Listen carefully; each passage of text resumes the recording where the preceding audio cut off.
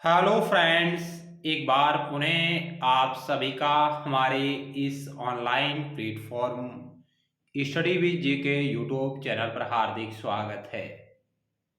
तो आज की हमारी चर्चा का विषय रहेगा राजनीति विज्ञान नागरिक शास्त्र विषय के अंतर्गत हम इसका एक महत्वपूर्ण भाग पॉलिटिकल थ्योरी राजनीतिक सिद्धांत अवधारणाएं एवं परंपराएं कॉन्सेप्ट एंड टेंडेंसी, इसका एक महत्वपूर्ण टॉपिक है नारीवाद, यानी नारीवाद की अवधारणा, नारीवाद की सिद्धांत, नारीवाद एक विचारधारा के रूप में, नारीवाद के प्रकार, नारीवाद का विकास प्राचीन काल से लेकर वर्तमान तक, प्रमुख नारीवादी विद्वान, इन समस्त प्रकार के बिंदुओं को लेकर हमारी एक व्यापक चर्चा रहेगी, जो आने वाली प्रतियोगी परीक्षाओं की दृष्टि से यह हमारी वीडियो सीरीज आपके लिए अति लाभदायक है। तो आइए आज की क्लास को टू द पॉइंट शुरुआत करते हैं। यदि आप लोग पहली बार हमारे इस चैनल को देख रहे हैं और आपने अभी तक इसे study with GK YouTube channel को सब्सक्राइब नहीं किया है, तो आप सबसे पहले उसको सब्सक्राइब करें और पास बने बेल के आइकन यानी घंटे को भी जरूर दबाएं, ताकि नेक्स्ट टाइम वीडियो सीरीज का नोटिफिकेशन आपके पास तुरंत पहुंच जाए। इसके अलावा आप लोग राजनीति विज्ञान, नागरिक शास्त्र, लोक प्रशासन, भारतीय संविधान और राज्य व्यवस्था, इन समस्त प्रकार के टॉपिकों से संबंधित महत्वपूर्ण वीडियो सीरीज देखना चाहते हैं तो आप इस चैनल की प्लेलिस्ट पर जा सकते हैं, जहां आपको अलग अलग प्लेलिस्टों के माध्यम से और अन्य वीडियो लेक्चर आपको देखने को मिलेंगे। और आप हमारे टेलीग्राम चैनल से भी जुड़ सकते हैं, जिसका लिंक इसी वीडियो सीरीज के नीचे डिस्क्रिप्शन बॉक्स में दिया गया है। तो आइए आज की क्लास की शुरुआत करते हैं। नारीवाद एक अवधारणा के रूप में।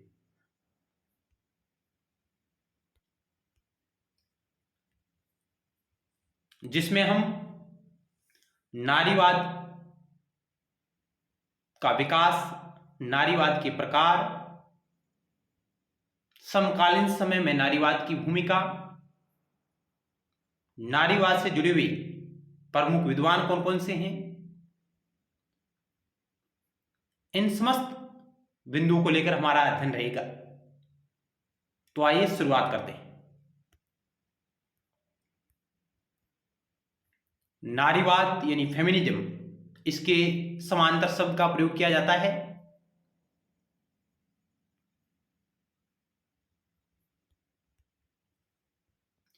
नारीवाद एक बौद्धिक, दार्शनिक और राजनीतिक समांतर श्रृंखला है। नारीवाद क्या है? तो हम संक्षेप में कह सकते हैं कि नारीवाद एक बौद्धिक, दार्शनिक, राजनीतिक समांतर श्रृंखला है, जिसके केंद्र में महिलाओं के लिए समान अधिकार और कानूनी संरक्षण का विचार निहित है। यानी कि नारीवाद की मूल मान्यताएं क्या है? नारीवाद की अवधारणा क्या कहती है कि महिलाओं के लिए समान अधिकार और कानूनी संरक्षण का जो विचार है वो नारीवाद के केंद्र में है। नारीवाद की संकल्पना में विभिन्न आंदोलन, सिद्धांत, दर्शन, विचारधारा इत्यादि शामिल है। नारीवाद की अवधारणा व्यापक है, जो लैंगिक असमानता, नारी अधिकार और नारी हितों से संबंधित होते हैं। यानी कि नारीवाद की जो संकल्पना है, जो अवधारणाएं हैं, यह किसी एक बिंदु को लेकर नहीं चलती है। इसमें कई प्रकार के अन्य बिंदु भी शामिल है, लेकिन मुख्य रूप से इसकी मूल मान्यता यही है कि ये महिलाओं के लिए, नारियों के लिए समान अधिकार और कानूनी संरक्षण की बात करती है।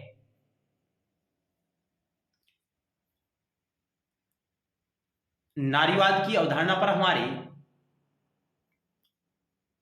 पार्ट 1, पार्ट 2, पार्ट 3 इस प्रकार के लेक्चर आ सकते हैं। क्योंकि हम इसमें व्यापक रूप से इस टॉपिक को कवर कर रहे हैं ताकि आगामी परीक्षाओं में हमारा कोई भी सवाल इस टॉपिक से बाहर नहीं जाना चाहिए।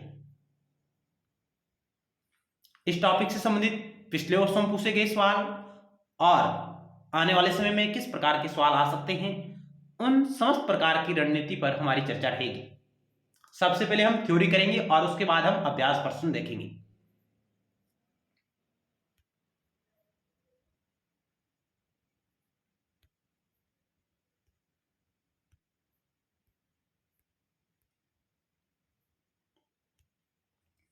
नारीवाद राजनीतिक आंदोलनों, विचारधाराओं, सामाजिक आंदोलनों की एक श्रेणी है।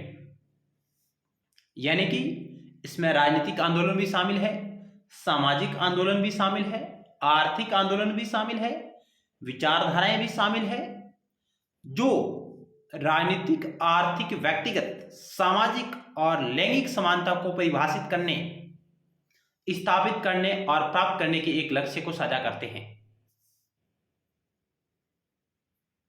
इसमें महिलाओं के लिए पुरुषों के समान शैक्षिक और पेशेवर अवसर स्थापित करना भी शामिल है।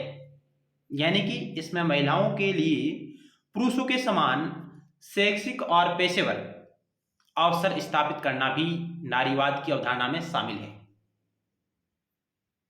कुल मिलाकर कहें तो नारीवाद की अवधारणा समान अधिकार, समान सिद्धांतों यानी समानता के और स्वतंत्रता के लक्ष्य को लेकर चल रही है।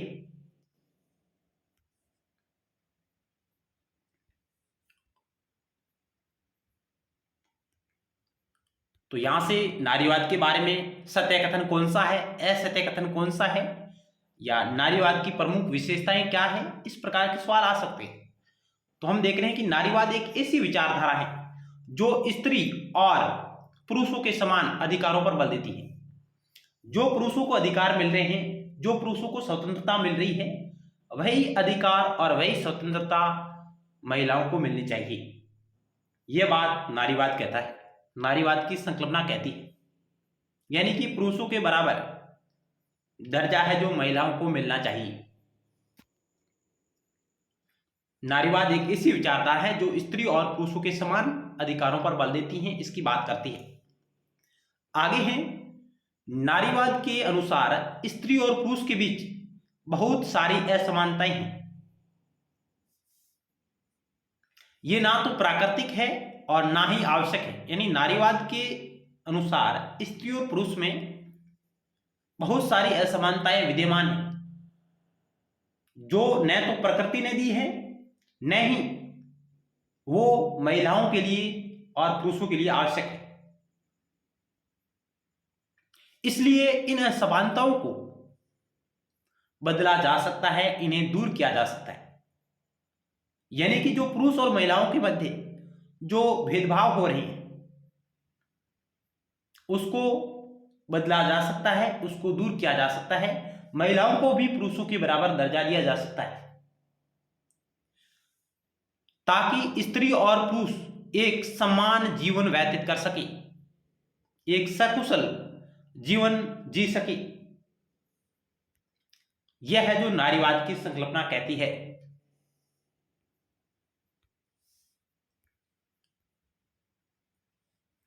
आगे हम बात करें पितृसत्ता, जिसका नारीवाद है जो घोर विरोध करता है। पेट्रियार्की, जिसको हम इंग्लिश में कहते हैं पेट्रियार्की, यानी पितृसत्ता की जो अवधारणा है, नारीवाद के अनुसार स्त्री और पुरुष के बीच असमानता का मुख्य कारण पितृसत्ता है। तो सवाल आ सकता है कि नारीवाद के अनुसार स्त्री और पुरुष के बीच असमानता का मुख्य कारण क्या है? तो पेट्रियार्की, पितृसत्ता। यह एक ऐसी व्यवस्था होती है जिसमें पुरुषों को प्रधान समझा जाता है और महिलाओं को यानी नारियों को कमजोर यानी निम्न समझा जाता है, और पुरुष को स्त्रियों के मुकाबले ज्यादा महत्व दिया जाता है। यानी पितृसत्ता में पुरुषों को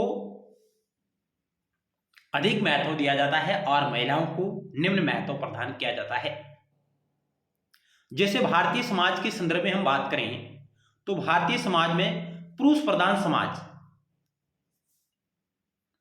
पुरुष ही परिवार का मुखिया होता है, सामान्यतः हमें देखने को मिलता है। महिलाओं को घर की चार दीवारी के भीतर घर के कामकाज तक ही सीमित रखा जाता था प्राचीन काल में। लेकिन वर्तमान में भी कुछ इस प्रकार के मुद्दे हैं जहां महिलाओं के साथ समान व्यवहार नहीं किया जा रहा है। लड़कों की शिक्षा, पालन पोषण, आजादी को विशेष महत्व दिया जाता है, लेकिन इसके विपरीत लड़कियों को बहुत सारी पाबंदियां उन पर लगाई जाती हैं, उन पर थोपी जाती हैं। उन्हें मुक्त शिक्षा, मुक्त विचरण, मुक्त अभिव्यक्ति की आजादी उन्हें नहीं। लड़कियों को घर की चार दीवारी के अंदर रखा जाता है, यानी ये बात हो रही है पितृसत्ता की, पेट्रियार्की।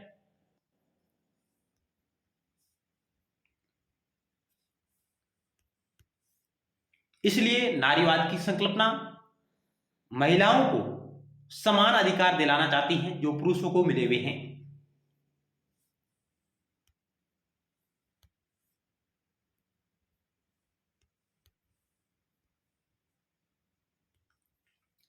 यह व्यवस्था प्रकृति ने नहीं बल्कि समाज ने बनाई है। यानी कि जो महिलाओं के साथ जो भेदभाव हो रहे हैं, जो महिलाओं को पुरुषों की तुलना में कमजोर समझा जाता है, निम्न समझा जाता है, उनको घर के कार्यों तक ही सीमित माना जाता है, ये सभी प्रकार की जो मान्यताएं हैं ये प्रकृति ने नहीं बनाई है, न ही भारत के संविधान ने बनाई है, न ही विश्व के लोगों ने बनाई है। ये समाज द्वारा निर्मित है और इन्हें बदला जा सकता है। समाज ने ही स्त्री और पुरुष के कामों को घर और बाहर के कामों में बांटा है। इसलिए नारीवादी पितृसत्ता समाज की आलोचना करता है। यानी कि नारीवाद की संकल्पना पितृसत्ता समाज की आलोचना करती है, क्योंकि पितृसत्ता समाज ने ये मान्यताएं बना रखी है कि नारियां घर के चूल्हे चौके तक ही सीमित है, जबकि पुरुष घर का मुखिया है जो चारों तरफ कार्य कर सकता है।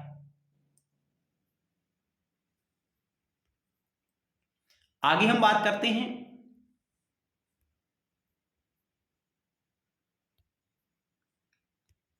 नारीवादियों का तर्क है कि स्त्री पुरुष में मुख्य रूप से दो प्रकार की असमानता है। पहली है जैविक असमानता, दूसरी है लैंगिक असमानता। आइए क्या है ये असमानता, इसके बारे में अलग अलग जानते हैं।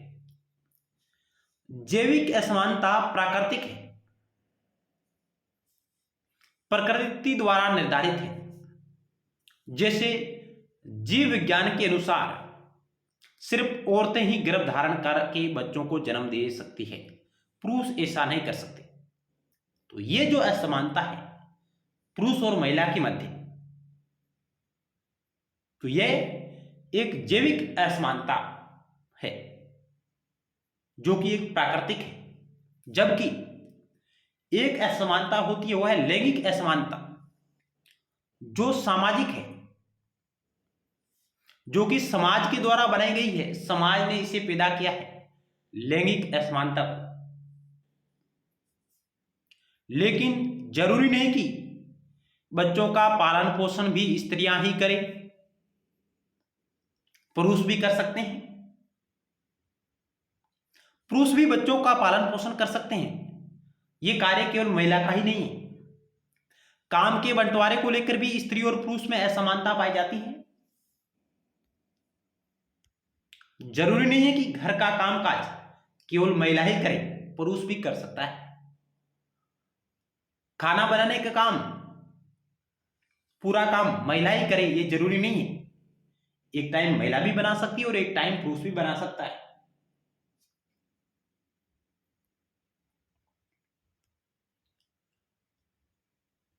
काम के बंटवारे को लेकर स्त्री और पुरुष में असमानता पाई जाती है। स्त्री को घर के कामों के लिए जिम्मेदार माना जाता है और पुरुष को बाहर के कामों के लिए जिम्मेदार माना जाता है। हालांकि महिला भी बहुत सारा काम करती है।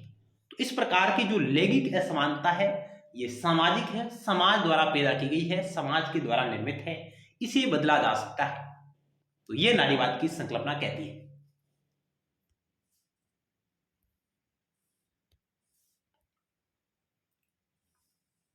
आगे हम बात करें हैं पाश्चात्य नारीवादी विद्वान मैगी हम और रेबुका वालकर, जिनके अनुसार नारीवाद इतिहास को 3 कालखंडों में बांटा जा सकता है। इन विद्वानों के अनुसार मैगी होम और रेबुका वालकर, इनके अनुसार नारीवाद के इतिहास को 3 कालखंडों में बांटा जा सकता है। पहला कालखंड है जो 19वीं सदी के आरंभ से लेकर 20वीं सदी के आरंभ तक।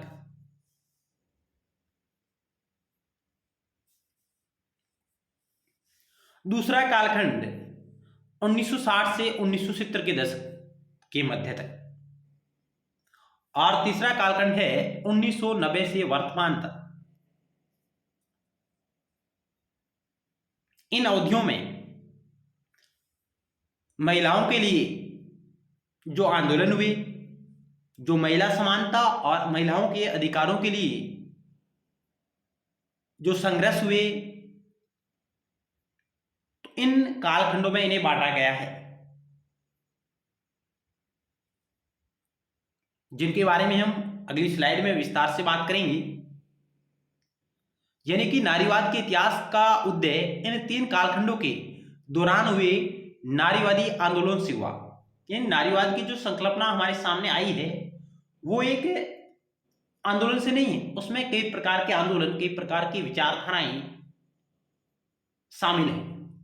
यानी नारीवाद के इतिहास का उदय इन 3 कालखंडों के दौरान हुए नारीवादी आंदोलनों से हुआ है, जिनको हम आगे विस्तार से देखेंगे। तो ये जो विभाजन है ये मुख्य रूप से मैगी होम और रेबुका वालकर का है। यदि हम प्राचीन काल में बात करें तो प्लेटो के समय प्लेटो ने महिलाओं को, जिसमें संरक्षक वर्ग है, उसमें प्लेटो ने महिलाओं को समान दर्जा दिया है, पुरुष के बराबर। लेकिन अन्यतर प्लेटो भी महिलाओं के साथ उसे निम्न दर्जे का मानता है। लेकिन प्लेटो के विपरीत अरस्तु महिलाओं को द्वितीय दर्जे का मानता है, यानी कि महिलाओं को वह दासता की श्रेणी में लाकर खड़ा कर देता है। इस प्रकार प्राचीन काल में भी महिलाओं के साथ अलग अलग प्रकार का व्यवहार किया जाता था। उन्हें पुरुषों के बराबर समानता का दर्जा उन्हें प्राप्त नहीं था। धीरे धीरे टाइम बीतता गया, समय बीतता गया, और मध्यकाल और आधुनिक काल में जॉन लॉक, जिनके विचारों में भी, और आगे रूसो ने भी महिलाओं को द्वितीय दर्जा का माना है। यानी कि महिलाओं की समानता के लेकर, पक्ष को लेकर रूसो महिलाओं को भी निम्न मानता है पुरुषों की तुलना में। आगे मेरी वोllस्टोनक्रॉफ्ट, जिसने मुख्य रूप से महिलाओं के लिए आंदोलन किया और महिलाओं के अधिकारों को लेकर विशेष रुचि दिखाई है, मेरी वोllस्टोनक्रॉफ्ट, जो एक उदार नारीवादी विचारक है, जिसके बारे में भी हम आगे बात करेंगे। उसके बाद हम बात करते हैं J.S. मिल, जॉन स्टुअर्ट मिल, जिन्होंने नारी को लेकर, नारियों की भूमिका को लेकर, महिलाओं को लेकर कुछ अपने विचार है जो सकारात्मक व्यक्त किए हैं महिलाओं के बारे में J.S. मिल ने।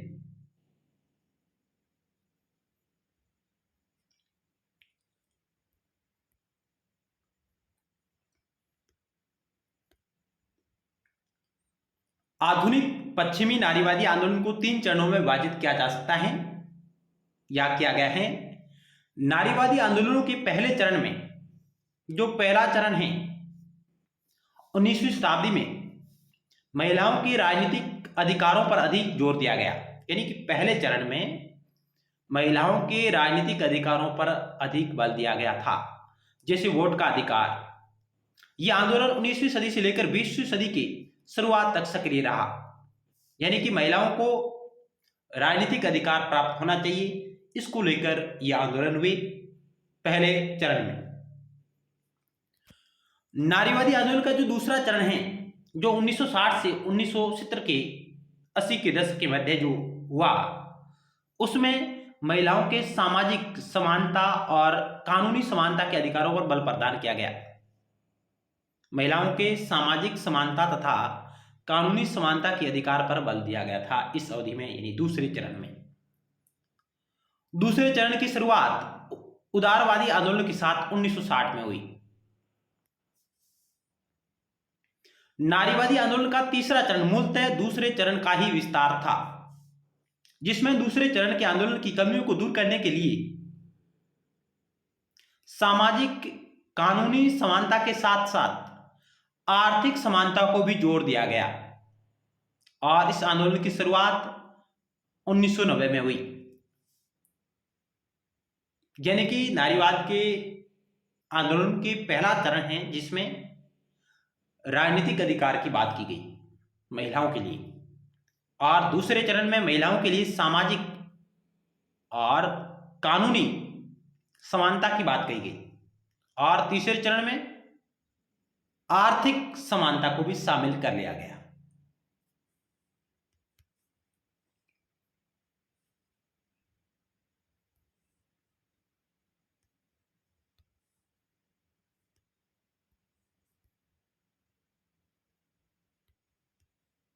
नारीवादी विचारधारा उत्तर आधुनिक विचारधारा है। इसकी उत्पत्ति द्वितीय विश्व युद्ध के बाद हुई। यद्यपि इसका मूल आधार मेरी वोलेस्टोक्रॉफ्ट तथा जेस मिल के विचारों में पाया जाता है। यानी कि नारीवादी जो विचारधारा है, जो संकल्पना है, ये एक उत्तर आधुनिक विचारधारा है। उत्तर आधुनिकता की अवधारणा भी हमारे सिलेबस में शामिल है, जिसके ऊपर भी हमारा वीडियो लेक्चर आपको प्लेलिस्ट पर मिल जाएगा और इसी वीडियो सीरीज के नीचे डिस्क्रिप्शन बॉक्स में मिल जाएगा, जिसके बारे में भी हमने विस्तार से बात की है, तो आप उसे भी जरूर देखिएगा। तो नारीवाद कैसी विचारधारा है? तो एक उत्तर आधुनिक विचारधारा है। इसकी उत्पत्ति द्वितीय विश्व युद्ध के बाद हुई, सेकेंड वर्ल्ड वॉर के बाद हुई मुख्य रूप से।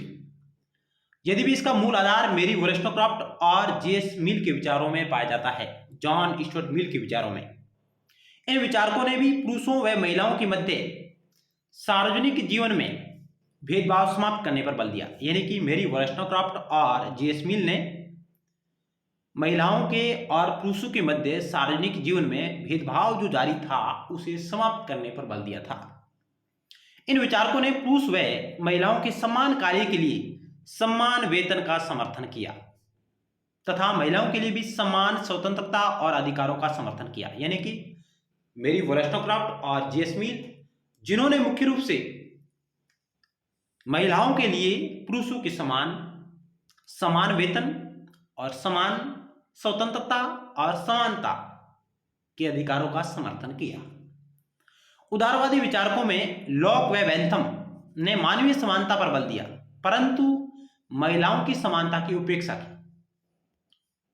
तो हम कह सकते हैं उदारवादी विचारकों में जो आधुनिक विचारक है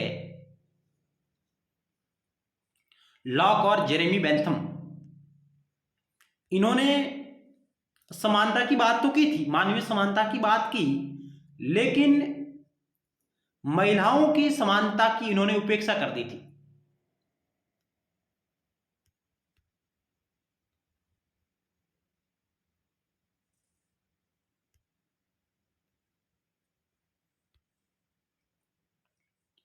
लेकिन रूसो भी महान मानववादी विचारक था, लेकिन उसने महिलाओं को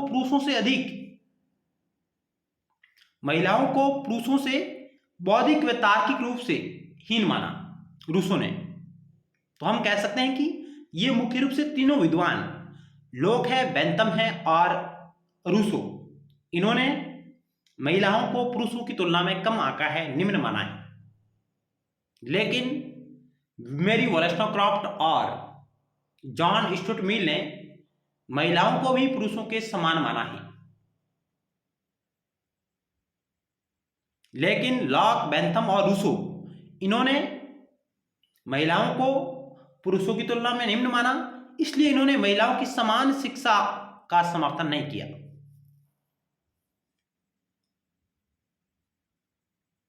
यानी रूसो जैसे महान मानववादी विचारक ने भी महिलाओं को पुरुषों से बौद्धिक व तार्किक रूप से हीन माना, कमजोर माना। इसलिए रूसो है जो महिलाओं की समान शिक्षा का समर्थन नहीं करता है। आगे हम नारीवाद के प्रकार पढ़ेंगे, जिसमें उदारवादी नारीवाद है, मार्क्सवादी नारीवाद है, उग्र नारीवाद है, सांस्कृतिक नारीवाद है, पारिस्थितिकी नारीवाद है। बहुत सारे नारीवाद के प्रकार हैं जिनको हम अगली स्लाइड में पढ़ने जा रहे हैं। तो आइए शुरुआत करते हैं। नारीवाद का जो पहला प्रकार है, नारीवाद का पहला प्रकार उदार नारीवाद, लिबरल फेमिनिज्म। क्या है, इसकी मूल मान्यताएं क्या है और इसके समर्थक कौन हैं?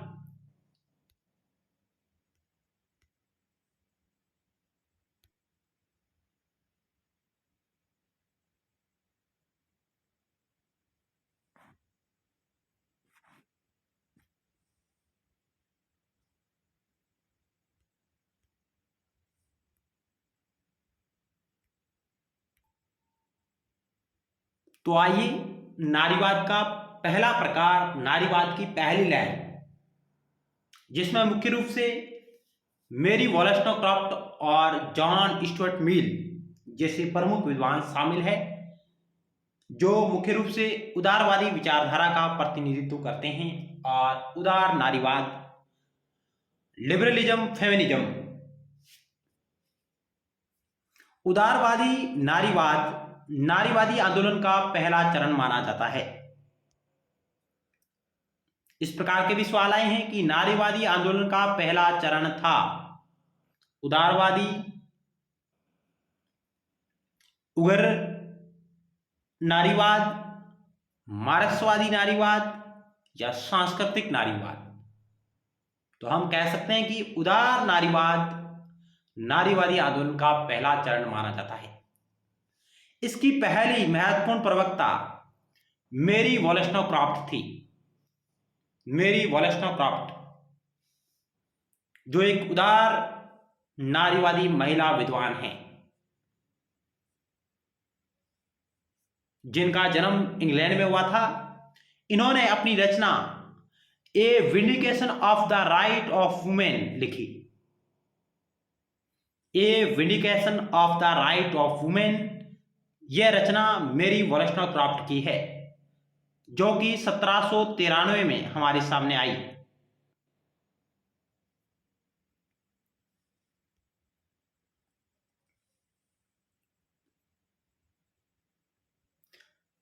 इस रचना में मेरी वोलेस्टोक्रॉफ्ट ने महिलाओं के लिए समान अधिकार एवं विशेषाधिकारों का समर्थन किया जो पुरुषों को प्राप्त है, क्योंकि इन्होंने कहा कि जो विशेषाधिकार पुरुषों को प्राप्त है वे महिलाओं को भी प्राप्त होने चाहिए, क्योंकि महिला भी मूलतः एक मानव प्राणी है।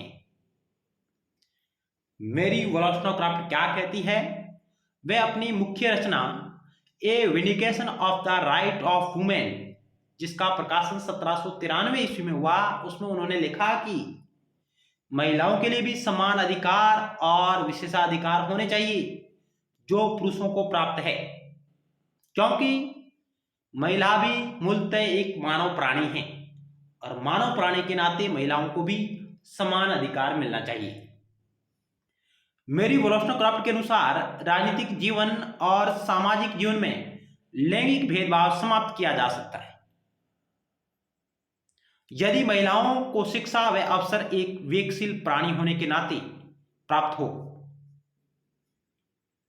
मैरी वोllstonecraft अपनी रचना में कहती है कि महिलाओं के लिए जो लैंगिक भेदभाव हो रहे हैं महिलाओं के साथ, जो राजनीतिक जीवन और सामाजिक जीवन में, उन्हें समाप्त किया जा सकता है यदि महिलाओं को शिक्षा का अवसर प्रदान किया जाए तो। क्योंकि महिला विवेकशील प्राणी है और विवेकशील प्राणी के नाते वह शिक्षा के माध्यम से इन भेदभावों का सामना कर सकती है।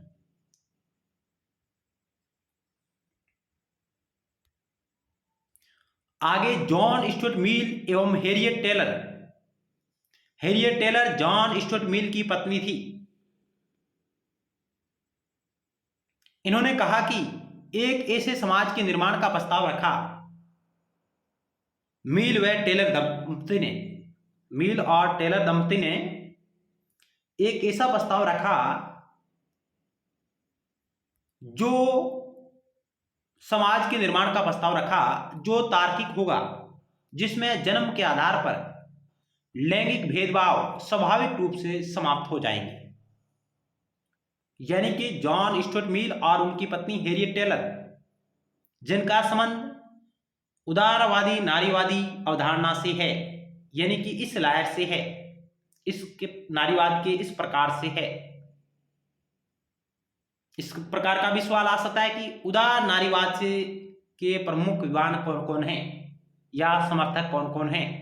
तो Harriet Taylor, John Stuart Mill, Mary वोllstonecraft मुख्य रूप से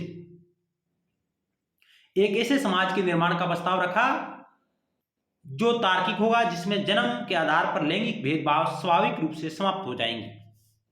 इसलिए महिलाओं को मताधिकार का अधिकार एवं पुरुषों के समान ही अधिकार प्रदान किए जाने चाहिए।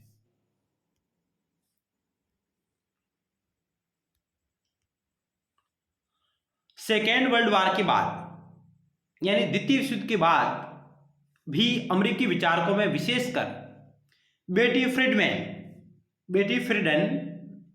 फ्रीडमैन ने अपनी रचना द फेमिन मिस्टेक लिखी।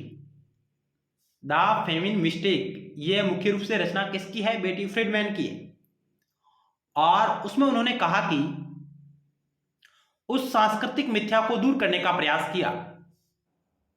यह रचना 1965 में हमारे सामने आती है, 1965 में। किसने लिखी? बेटी फ्रीडमैन ने लिखी, जो अमेरिकी विचारक है। इसमें उसने उस सांस्कृतिक मिथ्या को दूर करने का प्रयास किया जिसमें यह माना जाता है कि घरेलू जीवन में महिला की सुरक्षा एवं पूर्णता की प्राप्ति होती है। बेटी फ्रीडमैन कहती है कि यह एक सांस्कृतिक मिथ्या है कि जहां महिलाओं को कहा जाता है कि आपको घरेलू जीवन में सुरक्षा और पूर्णता की प्राप्ति होगी। यह एक झूठा दावा है। कौन कहती है? बेटी फ्रीडमैन कहती है अपनी रचना द फेमिन मिस्टेक 1965 उसमें। इसी मान्यता के कारण रोजगार, राजनीति और सार्वजनिक जीवन में महिलाओं के लिए प्रवेश को हतोत्साहित किया जाता है।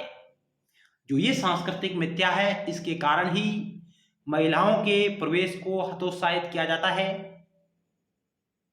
रोजगार, राजनीति और सार्वजनिक जीवन में।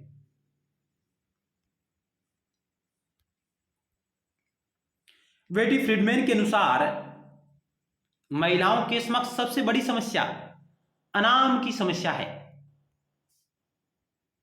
तो ये एक प्रकार का कथन है कि किस विद्वान के अनुसार महिलाओं के समक्ष सबसे बड़ी समस्या अनाम की समस्या है, तो यह है द फेमिन मिस्टेक की लेखक बेटी फ्रीडमैन के अनुसार। महिलाओं में घरेलू कार्यों के कारण निराशा और अप्रसन्नता उत्पन्न होती है, क्योंकि वे सार्वजनिक जीवन में अपने व्यक्तित्व का विकास करने से वंचित हो जाती है। इसलिए तो इस प्रकार की बातें हैं जो बेटी फ्रीडमैन, अमेरिकी विचारक, द फेमिन मिस्टेक उनकी मुख्य रचना, जिसमें अपने विचारों का प्रतिपादन करती है 1965 में। तो हम कह सकते हैं कि उदार नारीवाद के मुख्य रूप से समर्थक कौन कौन हैं?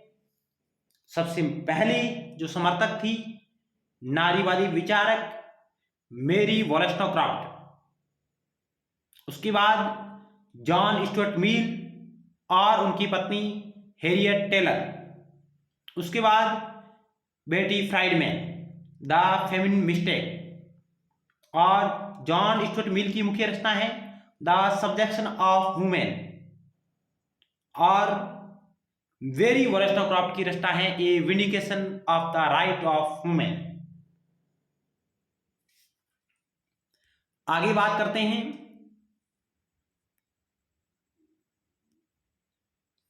उदारवादी नारीवाद की मूल दार्शनिक मान्यता क्या है।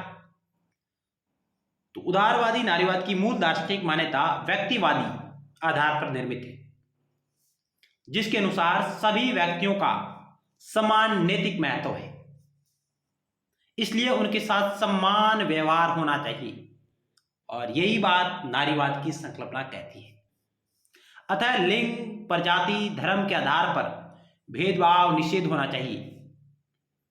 तार्किक रूप से व्यक्ति का महत्व उसकी प्रतिभा, गुण और चरित्र के आधार पर होना चाहिए। इसलिए उदारवादियों ने सभी के लिए समान अधिकारों का समर्थन किया। किसी भी रूप में महिलाओं के साथ भेदभाव नहीं किया जाना चाहिए। इसलिए जेएस मिल ने महिलाओं के लिए समान नागरिकता और समान राजनीतिक अधिकारों का समर्थन किया है, जॉन स्टुअर्ट मिल। तो हम कह सकते हैं कि उदार नारीवाद की मूल दार्शनिक मान्यता व्यक्तिवाद पर टिकी हुई है, और इसके मुख्य प्रवक्ता है जॉन स्टुअर्ट मिल, जिन्होंने कहा कि महिलाओं के लिए समान नागरिकता और समान राजनीतिक अधिकारों का समर्थन करता है कौन? जॉन स्टुअर्ट मिल और उनकी पत्नी हैरियट टेलर।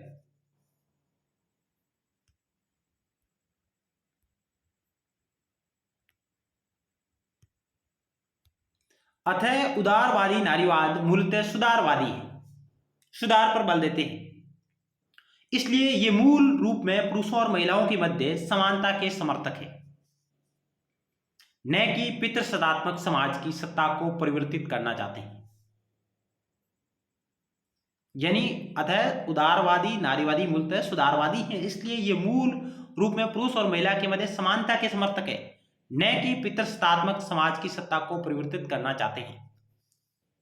इसलिए इनके अनुसार निजी एवं सार्वजनिक जीवन के मध्य का जो भेद बना रहेगा, व्यवहारिक उदाहरणों को देखने से यह प्रतीत होता है कि पश्चिमी देशों में महिलाओं को तलाक के अधिकार, गर्भपात एवं समान वेतन के अधिकार प्राप्त हो चुके हैं। यह उल्लेखनीय बिंदु है कि समकालीन लोकतांत्रिक युग में महिलाओं को राजनीतिक अधिकार पहले ही प्राप्त हो चुके हैं। इस प्रकार ये सभी बिंदु हमें महिलाओं को तार्किक रूप से पुरुषों के समान समझते हैं।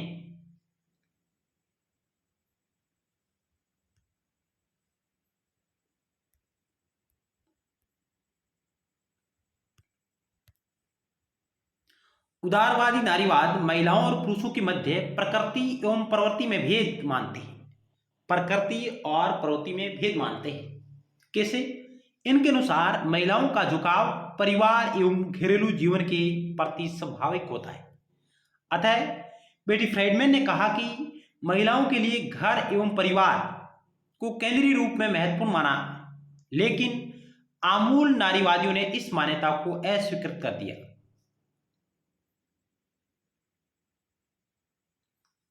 आमूल नारीवादी, जिसको हम उग्र नारीवादी भी कहते हैं, कट्टरपंथी नारीवादी भी कहते हैं और रेडिकल नारीवादी भी कहते हैं, यानी कि आमूल नारीवाद भी नारीवाद का एक प्रकार है, जिसको हम रेडिकल फेमिनिज्म भी कहते हैं, कट्टरपंथी नारीवाद भी कहते हैं, रेडिकल नारीवाद भी कहते हैं और उग्र नारीवाद भी कहते हैं। जिसको है जो यानी ये जो मान्यता है महिलाओं को केवल घर एवं परिवार के केंद्रीय रूप में महत्वपूर्ण मानना, इस मान्यता को रेडिकल नारीवादी, आमूल चूल परिवर्तन जो नारीवादी है वो इस मान्यता को अस्वीकृत करते हैं। लेकिन यह भी उल्लेखनीय है कि बेटी फ्रीडमैन ने पुरुषों और महिलाओं के मध्य सार्वजनिक जीवन में सदैव समानता का समर्थन किया। बेटी फ्रीडमैन सार्वजनिक जीवन में महिला और पुरुष के मध्य समानता का समर्थन करती है। उदारवादी नारीवादियों के विचार में एक बड़ी त्रुटि है कि जिसकी और आमूलवादी नारीवादियों ने ध्यान दिलाया, क्योंकि आमूल नारीवादियों के अनुसार महिलाओं को व्यक्ति के रूप में नहीं अपितु उसका लैंगिक रूप में शोषण हुआ है। इसलिए प्रश्न यह नहीं कि महिलाएं पुरुषों के अधीन है, बल्कि लैंगिक आधार पर महिलाओं के साथ भेदभाव किया गया है। जो रेडिकल नारीवादी है, जो आमूल नारीवादी है, वे कहते हैं कि महिलाओं का केवल लैंगिक शोषण नहीं, बल्कि प्रश्न यह है कि महिलाएं पुरुषों के अधीन हैं, बल्कि लैंगिक आधार पर भी महिलाओं के साथ भेदभाव किया जा रहा है।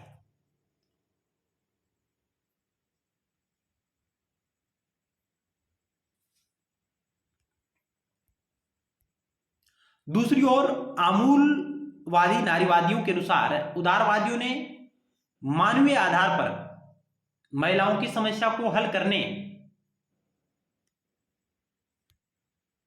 का प्रयास किया है, लेकिन जब तक महिला एक सामूहिक पहचान और एकता निर्मित नहीं होगी, तब तक लैंगिक समानता प्राप्त नहीं हो सकती। इसलिए और नारीवादी भगिनी समाज की संकल्पना देते हैं। वेरी मस्ट सवाल है। सिस्टरहुड की जो अवधारणा है वो कौन देता है? वो देते हैं नारीवाद।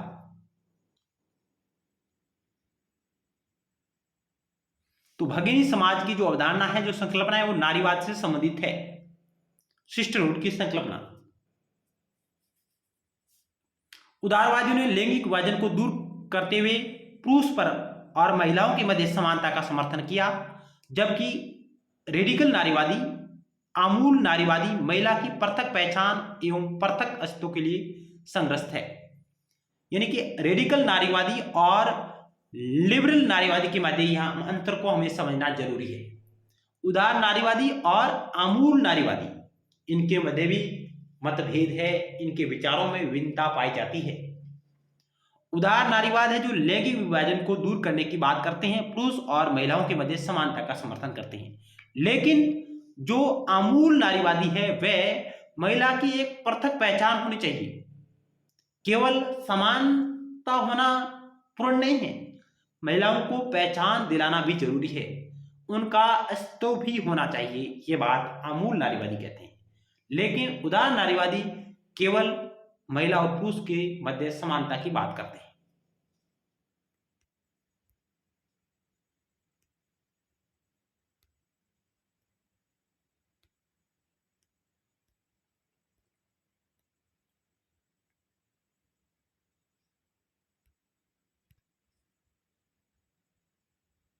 आगे हम नारीवाद का अगला प्रकार देखने जा रहे हैं, वो है उग्र नारीवाद। उग्र नारीवाद को हम कई प्रकार के नामों से जानते हैं। इस उग्र नारीवाद को हम रेडिकल नारीवाद भी कहते हैं। इसको हम रेडिकल या आमूलचूल नारीवाद भी कह सकते हैं। इसको हम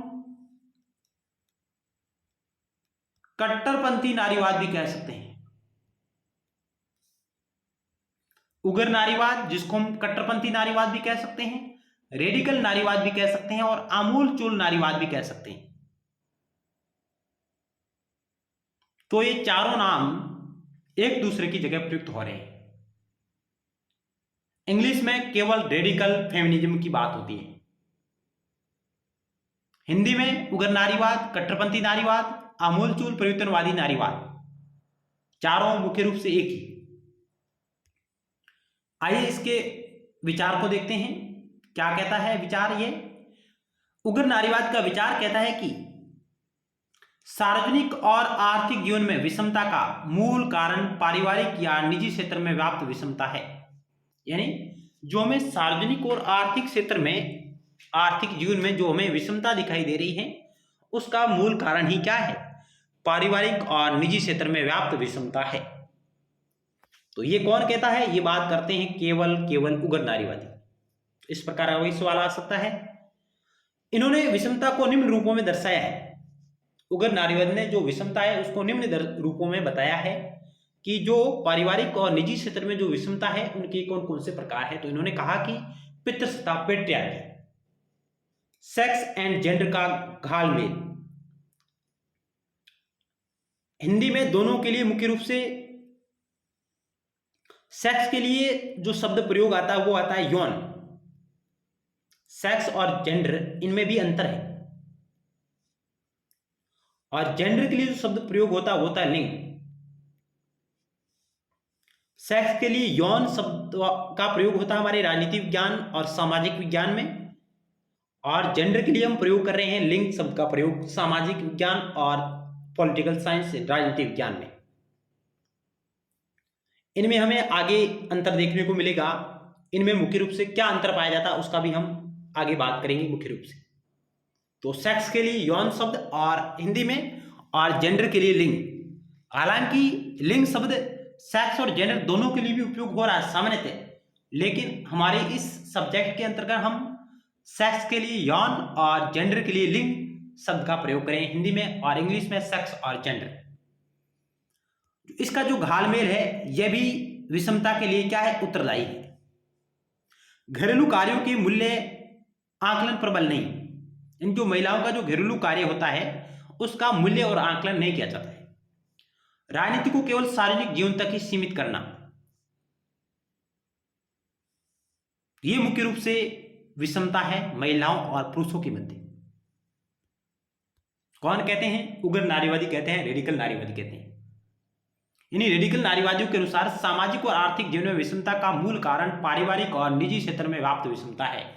इस प्रकार का कथन आ सकता है कि निम्नलिखित में से नारीवाद के किस प्रकार के अनुसार सार्वजनिक और आर्थिक जीवन में विषमता का मूल कारण पारिवारिक या निजी क्षेत्र में व्याप्त विषमता है? तो उत्तर होगा रेडिकल नारीवाद, रेडिकल फेमिनिज्म, या कट्टरपंथी नारीवाद, या उग्र नारीवाद, या आमूल चूल नारीवाद। एक ही बात है।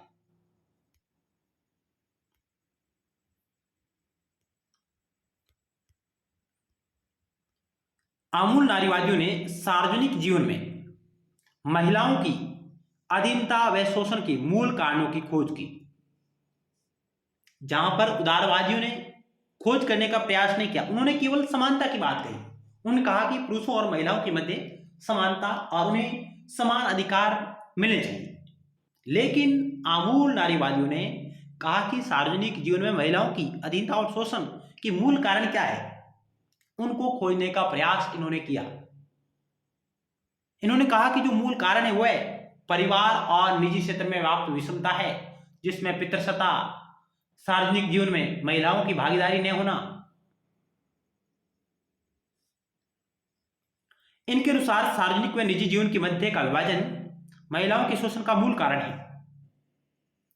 यह विभाजन मूलतः पितृसत्तात्मक सत्ता का मूल कारण है। परंपरागत रूप में राजनीति को सार्वजनिक जीवन की गतिविधि के रूप में परिभाषित किया गया, यानी कि परंपरागत रूप में राजनीति को सार्वजनिक जीवन की गतिविधि के रूप में परिभाषित किया गया तथा पारिवारिक क्षेत्र को निजी जीवन का भाग माना गया। कहने का मतलब यह है कि पहले हम राजनीति क्या है, एक सार्वजनिक जीवन की गतिविधि है। राजनीति को सार्वजनिक जीवन की गतिविधि माना जाता है, जबकि पारिवारिक क्षेत्र को निजी जीवन की गतिविधि माना जाता है, निजी जीवन का क्षेत्र माना जाता है।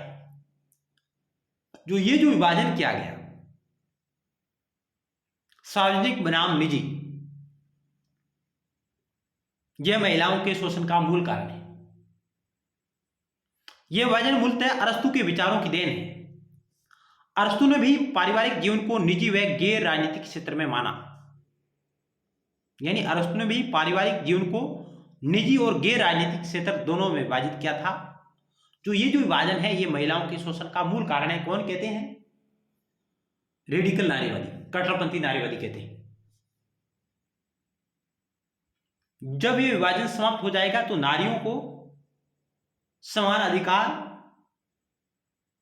और उनकी समानता और स्वतंत्रता अपने आप उन्हें मिल जाएगी।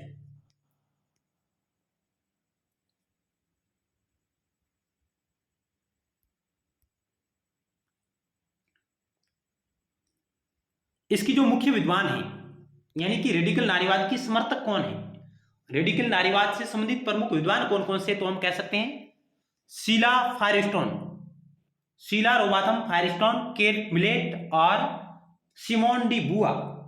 यह है जो इस रेडिकल नारीवाद की प्रमुख विद्वान हैं। नारीवादियों के अनुसार यानी उग्र नारीवादियों के अनुसार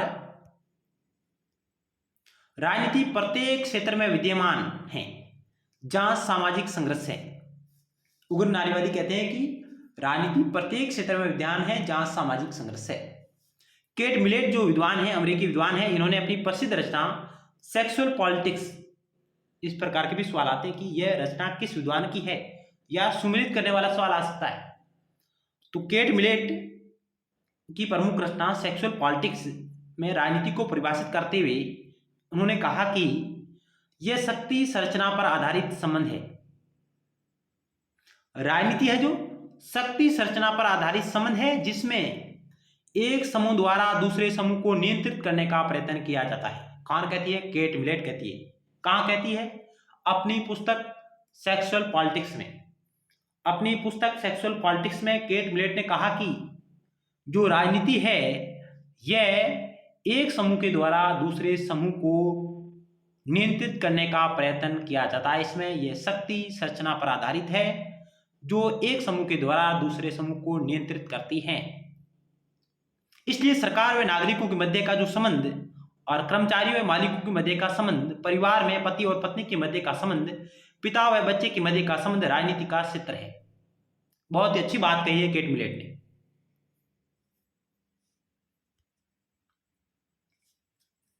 कि राजनीति जो शक्ति संरचना पर आधारित एक संबंध है जिसमें एक समूह द्वारा दूसरे समूह को नियंत्रित करने का प्रयास किया जाता है।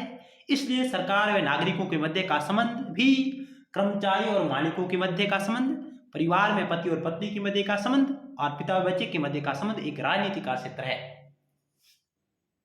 इसके निष्कर्ष क्या निकलते हैं? हम कह सकते हैं कि इसके आगे प्रमुख विद्वान है सिमोन दी बुआ का प्रसिद्ध कथन है कि जो व्यक्तिगत है वही राजनीतिक है, जो व्यक्तिगत है वही राजनीतिक है, जो निजी है वही राजनीतिक है, जो व्यक्तिगत है वही राजनीतिक है, जो राजनीतिक है वही व्यक्तिगत है। यह कथन सिमोन दी बुआ का है और यह है आमूल चूल नारीवादियों का, रेडिकल नारीवादियों का। इस प्रकार का भी सवाल आ सकता है सुमेलित करने वाला। तो सिमोन दी बुआ ने कहा कि जो व्यक्तिगत है वही राजनीतिक है, निजी ही राजनीतिक है।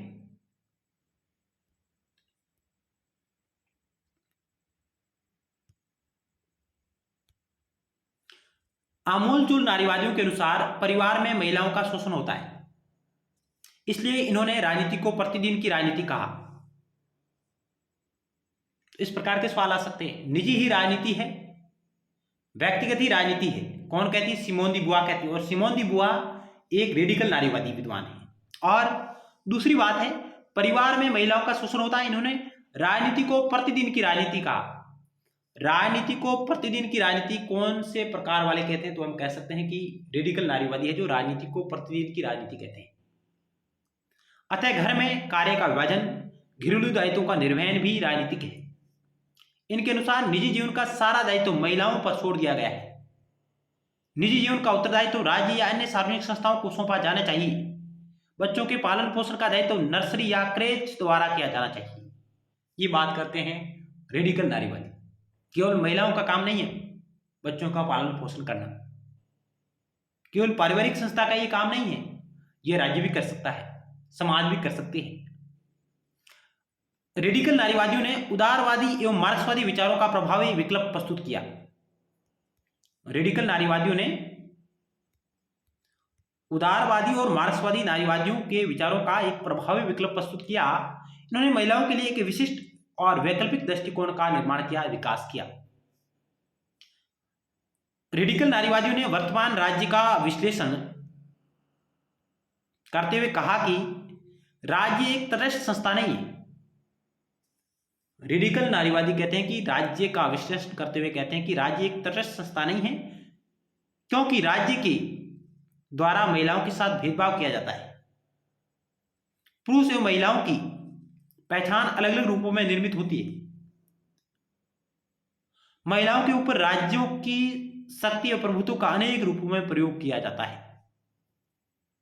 इसलिए राज्य एक तटस्थ संस्था नहीं है। यह विश्लेषण है जो रेडिकल नारीवादी करते हैं।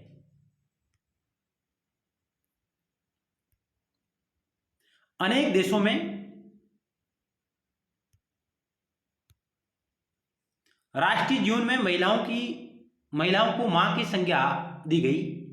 इन्हें देश की सांस्कृतिक धरोहर का सहभाग माना गया, क्योंकि ये बच्चों को जन्म देती हैं, इनका पालन पोषण करती हैं और भविष्य की पीढ़ी को तैयार करती हैं। कैरोल पेटमैन भी एक प्रमुख विद्वान है, रेडिकल नारीवादी विद्वान है। कैरोल पेटमैन ने तो यहां तक कहा कि पितृसत्ता के अधीन रहते हुए महिलाएं स्वतंत्र नहीं हो सकती। किसका कथन है? कैरोल पेटमैन का। कैरोल पेटमैन कहते हैं कि पितृसत्ता पैट्रियार्की के अधीन रहते हुए महिलाएं स्वतंत्र नहीं हो सकती। इसलिए उन्होंने राज्य के निर्माण की सामाजिक समझौते के सिद्धांत का खंडन किया। किसने? कैरोल पेटमैन ने। इनके अनुसार महिलाएं अभी भी प्राकृतिक अवस्था में रह रही है। कौन कहती है? कैरोल पेटमैन कहती है। महिलाओं के लिए चयन की स्वतंत्रता निरर्थक है, क्योंकि इन्हें अपने शरीर पर ही स्वतंत्रता प्राप्त नहीं है। इसलिए कैरोल पेटमैन ने कल्याणकारी राज्य को पितृसत्ता राज्य कहा। बहुत अच्छे सवाल बन सकते हैं इस स्लाइड से।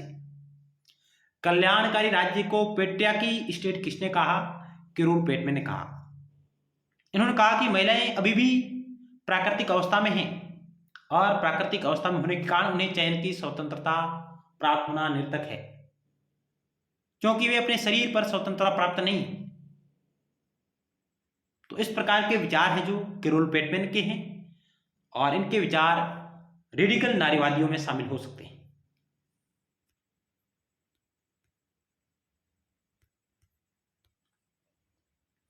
पितृसत्ता के अधीन रहते हुए महिलाएं स्वतंत्रता नहीं हो सकती या मुक्त नहीं हो सकती, यह बात किसने कही? कैरोल पेटमैन ने कही।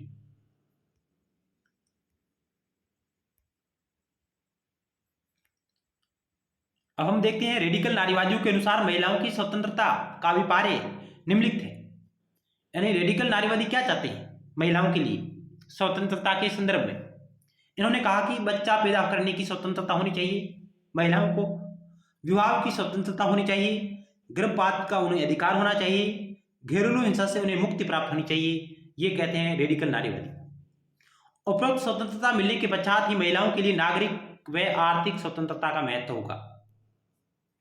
रेडिकल नारीवादी कहते हैं कि यह स्वतंत्रता यदि पहले प्राप्त हो जाती है, उसके बाद ही नागरिक यानी राजनीतिक और आर्थिक स्वतंत्रता का महत्व होगा। अन्यथा सबसे पहले नागरिक और राजनीतिक अधिकार की स्वतंत्रता मिलना निरर्थक है। कौन कहते हैं? रेडिकल नारीवादी कहते हैं ये स्वतंत्रताएं पहले मिलनी चाहिए और उसके बाद ये स्वतंत्रता मिलनी चाहिए। रेडिकल नारीवादियों ने जॉन रॉल्स के न्याय सिद्धांत का जोरदार खंडन किया है, ए थ्योरी ऑफ जस्टिस,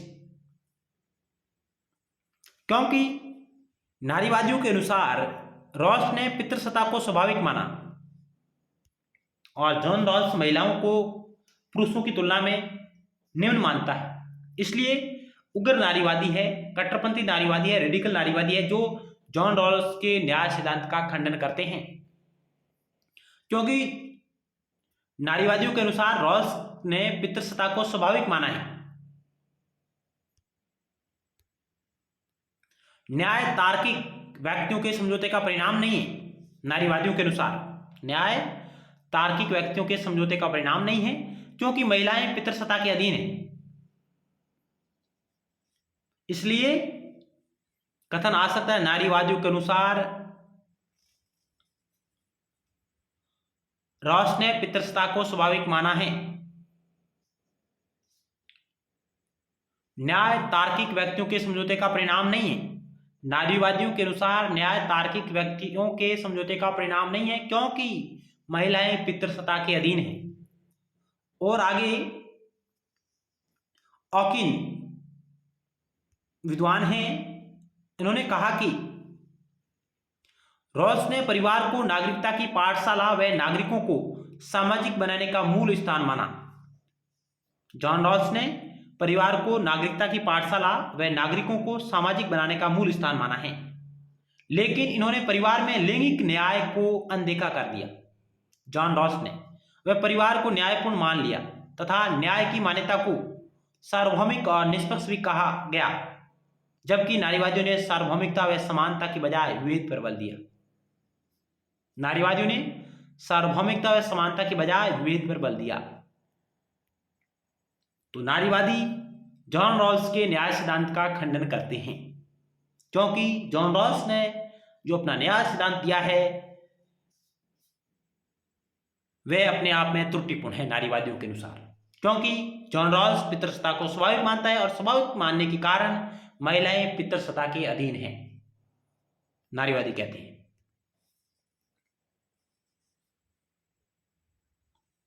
नारीवादियों के अनुसार यानी उग्र नारीवादियों के अनुसार समाज में निकटता, देखभाल, सहानुभूति जैसे नारीवादी मूल्यों को स्थापित करना ही न्याय है, ये कहते हैं उग्र नारीवादी। तो आज हमने इस वीडियो लेक्चर के माध्यम से नारीवाद की अवधारणा, नारीवाद की परंपराएं, नारीवाद एक विचारधारा के रूप में,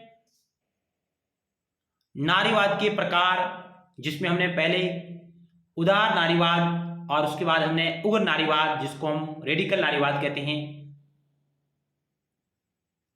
इन बिंदुओं को कवर करने का प्रयास किया है। अब हम इस नारीवाद के टॉपिक पर आधारित कुछ अभ्यास प्रश्नों को देखने वाले हैं। तो आइए शुरुआत करते हैं। नारीवाद से संबंधित, नारीवाद की अवधारणा पर आधारित अति महत्वपूर्ण अभ्यास प्रश्न आपके समक्ष रहे। पहला सवाल आपकी स्क्रीन पर रहा।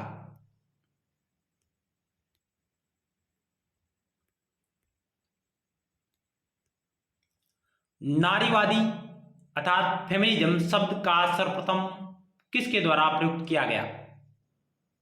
नारीवादी फेमिनिज्म शब्द सर्वप्रथम किसके द्वारा प्रयुक्त किया गया? रॉबर्ट ओवन, चार्ल्स फूरियर, मेरी वॉलस्टोक्राफ्ट, जॉन स्टुअर्ट मिल।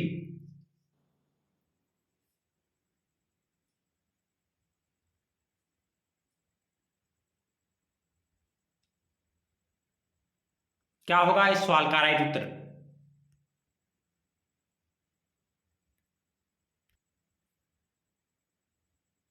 तो ऑप्शन 2 राइट होगा। चार्ल्स फूरियर ने नारीवाद यानी फेमिनिज्म शब्द का सर्वप्रथम प्रयोग किया था। रॉबर्ट ओवन, चार्ल्स फूरियर ये सपन लोकप्रिय समाजवादी है, सपन लोकप्रिय समाजवादी है। कौन? Robert oven, Charles Fourier. मेरी वॉलस्टोक्राफ्ट और जॉन स्टुअर्ट मिल उदार नारीवादी है, उदार नारीवादी।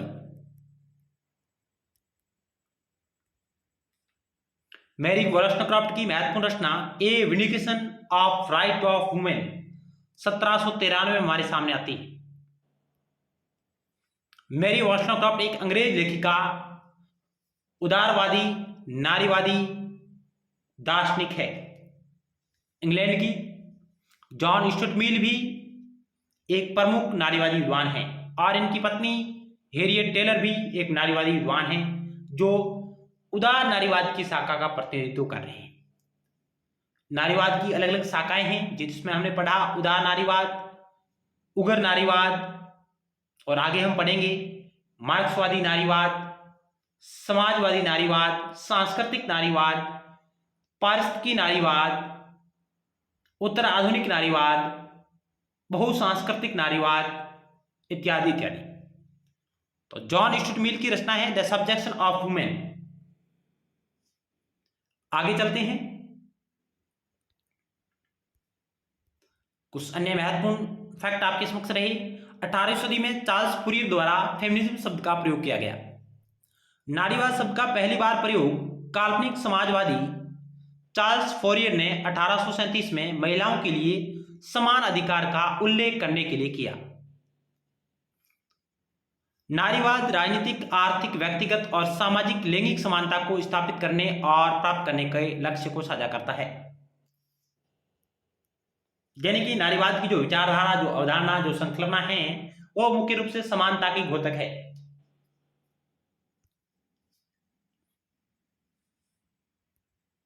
अगला सवाल 2 नंबर आपकी स्क्रीन पर रहा। Vindication of right of the women किसकी रचना है? A vindication of the right of women किसकी रचना है? तो यह है मेरी वॉलस्टोक्राफ्ट की, इंग्लैंड की विद्वान, अंग्रेज विद्वान मेरी वॉलस्टोक्राफ्ट।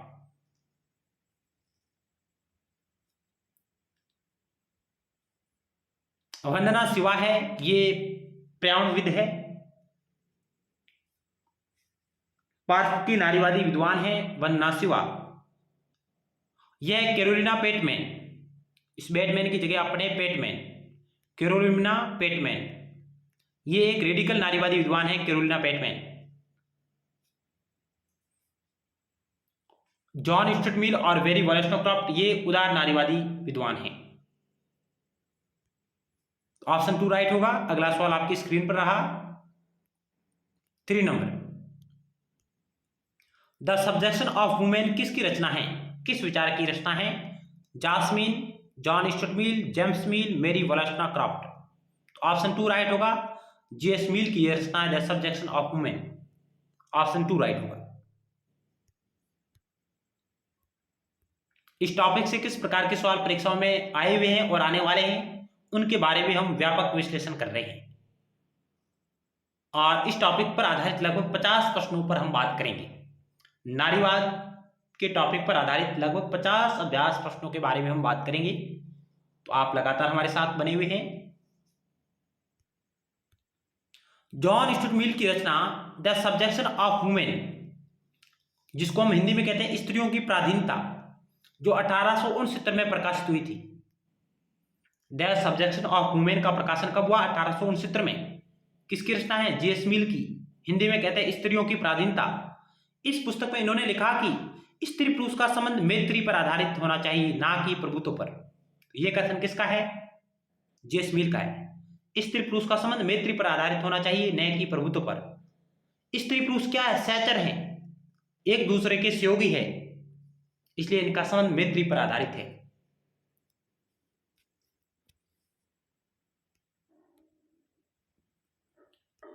जेएस मिल ने मुख्य रूप से विवाह कानून में सुधार और महिला मताधिकार पर बल दिया और सुयोग्य और प्रतिभाशाली महिलाओं को समान अवसर देने की वकालत की।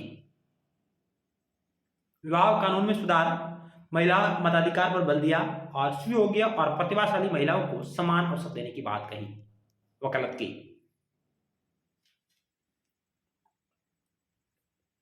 और जॉन स्टुअर्ट मिल है जो जेरेमी बेंथम की तुलना में खुले मतदान का समर्थक है, खुले मतदान का समर्थन करता है और एक से अधिक शिक्षित लोगों को एक से अधिक मतदान करने की अपील करता है। जॉन स्टुअर्ट मिल।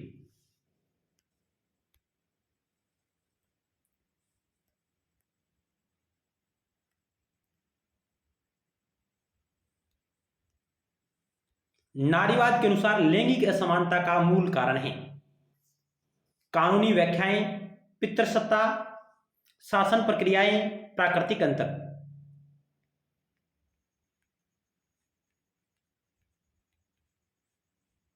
नारीवाद के अनुसार लैंगिक असमानता का मूल कारण क्या है? यह सवाल परीक्षाओं में आया हुआ है।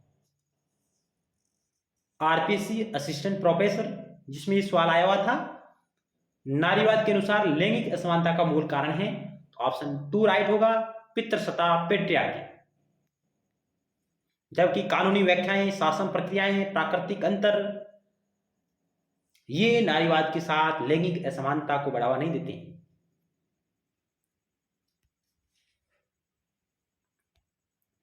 अगला सवाल आपकी स्क्रीन पर रहा, नारीवाद क्या है? आपको सर्वोत्तम आंसर का चयन करना है। हमेशा के लिए पुरुषों के आधिपत्य को समाप्त करना ही नारीवाद है क्या? क्या नारीवाद पुरुषों पर महिलाओं का आधिपत्य है?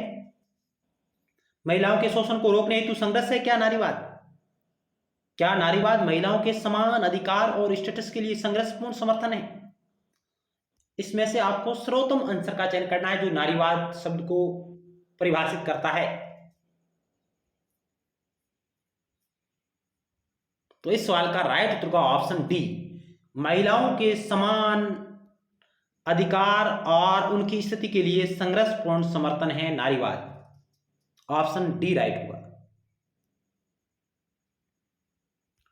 अगला सवाल 7 नंबर आपकी स्क्रीन पर रहा। प्रसिद्ध पुस्तक द सेकेंड सेक्स के लेखक कौन है? प्रसिद्ध पुस्तक द सेकेंड सेक्स के लेखक कौन है? बहुत ही अच्छा तगड़ा सवाल है। सिमोन डी बुआ, बेटी Friedman, Carolina पेटमैन, Louis एरिग्रे।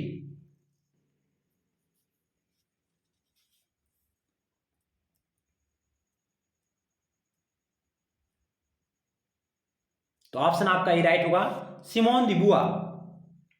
The second sex पुस्तक की लेखक है सिमोन दी बुआ।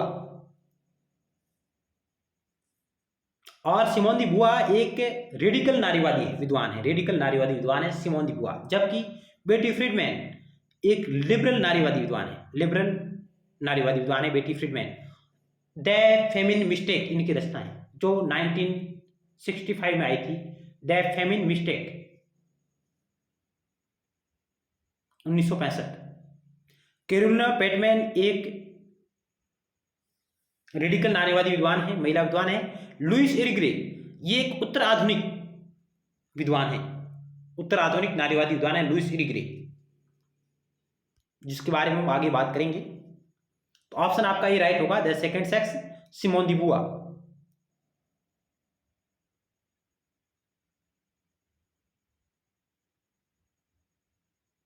द सेकेंड सेक्स सिमोन दी बुआ। जबकि सेक्सुअल पॉलिटिक्स रचना है वो है केट मिलेट की।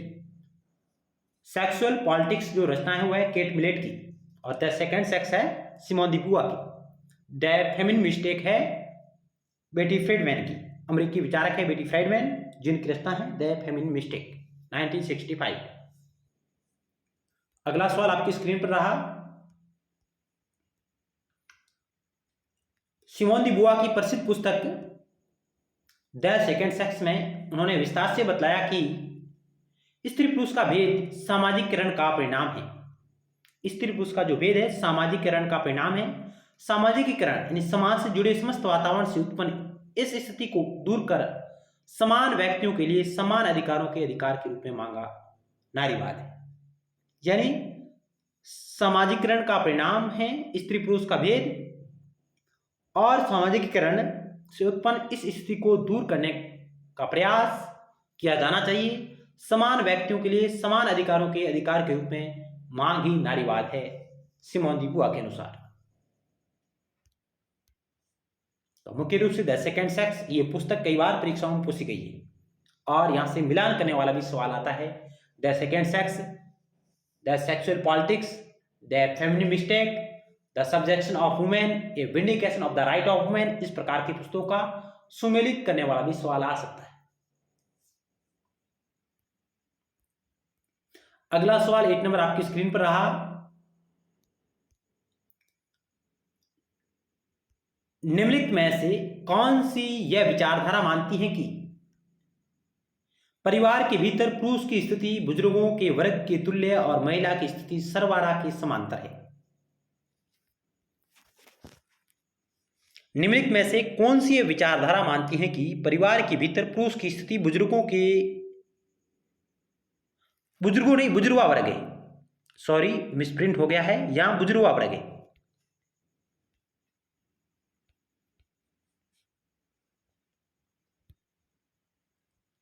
निम्नलिखित में से कौन सी यह विचारधारा मानती है कि परिवार के भीतर पुरुषों की स्थिति बुजुर्गा वर्ग के तुल्य,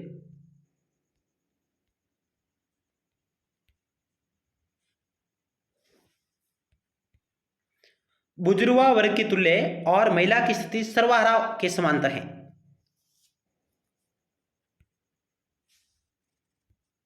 उदारवाद, पूंजीवाद, बहुलवाद, मार्क्सवाद।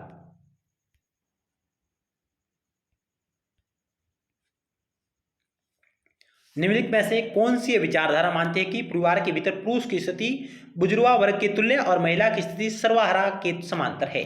तो ये मानते हैं मार्क्सवादी। ऑप्शन 4 आपका राइट होगा। बुजुर्गा, सर्वहारा और वर्ग, ये जहां बातें होती वहां आपका तुक्का मार्क्सवाद होना चाहिए।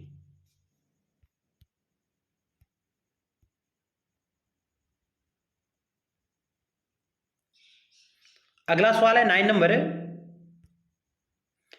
निम्नलिखित में से नारीवाद की कौन सी धारा ये मानती है कि समान कार्य के लिए स्त्रियों और पुरुषों को समान वेतन मिलना चाहिए? उदार नारीवादी धारा, उग्र नारीवादी धारा, उत्तर आधुनिक नारीवादी धारा, बहुसांस्कृतिक नारीवादी धारा। समान कार्य के लिए समान वेतन मिलना चाहिए, स्त्रियों और पुरुषों को समान वेतन मिलना चाहिए, ये बात कौन सी धारा कहती है? इस सवाल का राइट उत्तर का ऑप्शन है उदार नारीवादी, लिबरल फेमिनिज्म। और उदार नारीवादी नारीवाद की पहली लहर है, फर्स्ट वेव है लिबरल फेमिनिज्म नारीवाद की। अगला सवाल और आज की इस वीडियो लेक्चर का अंतिम सवाल है। कल हम नारीवाद पार्ट 2, जिसमें हम नारीवाद के अन्य प्रकार और अन्य परीक्षाओं महत्वपूर्ण तथ्य और अभ्यास प्रश्नों को और देखेंगे पार्ट 2 में। आप उसे भी जरूर देखिएगा पार्ट 2, वो भी नारीवाद पर आधारित होगा।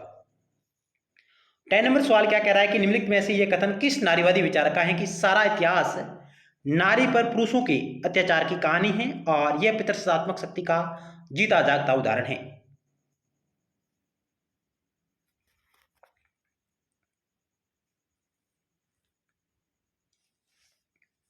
क्या होगा इस सवाल का राइट उत्तर?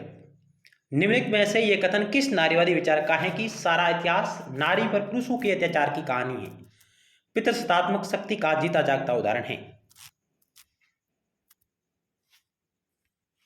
केट मिलेट, सुलामित फायरस्टोन, सिमोन दी बुआ, जेम्स मिल। इस सवाल का राइट उत्तर का option A cat millet. Cat millet जिनका यह कथन है कि सारा इतिहास नारी पर पुरुषों के अत्याचार की कहानी, यह पितृसत्तात्मक शक्ति का जीता जागता उदाहरण है, केट मिलेट का यह कथन है। ऑप्शन ए राइट होगा। हालांकि केट मिलेट, सुलामित फायरस्टोन और सिमोन दी बुआ ये तीनों रेडिकल नारीवादी विद्वान हैं।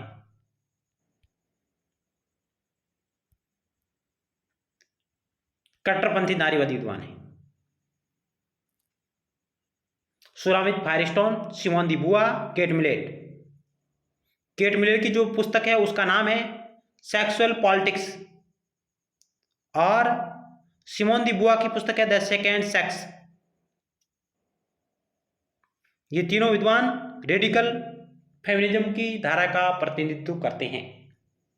तो आज हमने इस वीडियो लेक्चर के माध्यम से नारीवाद को मोटे मोटे तौर पर समझने का प्रयास किया है और कुछ अभ्यास प्रश्नों को भी हमने देखा, इस टॉपिक से किस प्रकार के सवाल आ रहे हैं। मिलते हैं नेक्स्ट टाइम नारीवाद पार्ट 2, नारीवाद के अन्य और प्रकार, जिसमें हम पढ़ेंगे मार्क्सवादी नारीवाद, समाजवादी नारीवाद, पूंजीवादी नारीवाद, और हम पढ़ेंगे पाश्चात्य नारीवाद, बहुसांस्कृतिक नारीवाद, उत्तर आधुनिक नारीवाद, समकालीन समय में नारियों की प्रासंगिकता, नारीवाद की प्रासंगिकता, प्रमुख अन्य और नारीवादी विद्वान और अन्य महत्वपूर्ण सवालों के बारे में, एमसीक्यू के बारे में महत्वपूर्ण फैक्ट के साथ हमारा पार्ट 2 आपके समक्ष आएगा।